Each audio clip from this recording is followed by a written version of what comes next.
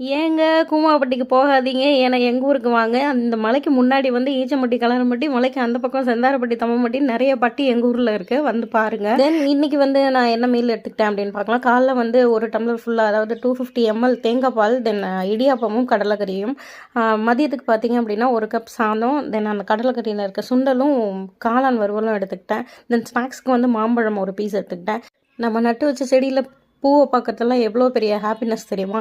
அதனால் அதெல்லாம் உட்காந்து கொஞ்சம் நேரம் பார்த்துக்கிட்டு, சரி என்ன தான் பண்ணுறது, இந்த காஃபி குடிக்கிறது நிப்பாட்ட முடியாது அப்படின்னு ஸ்ட்ராங்காக வித்தவுட் சுகரில் வந்து ஒரு காஃபி போட்டு குடித்தேன். அப்படி ஒன்றும் தெரிலங்க. மில்க் வந்து கொஞ்சம் கெட்டியாக எடுத்ததுனால சுகர் டேஸ்ட் ஒன்றும் தெரியல.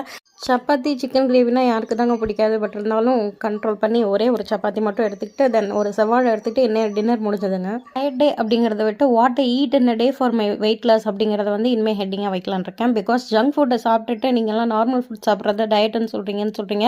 பட் ஒபேசிட்டி அப்படிங்கிறது ஒரே ரீசனுக்காக வராது அப்படிங்கிறத நான் சொல்லிக்க விரும்புகிறேன். நாளைக்கு பார்க்கலாம். பாய்.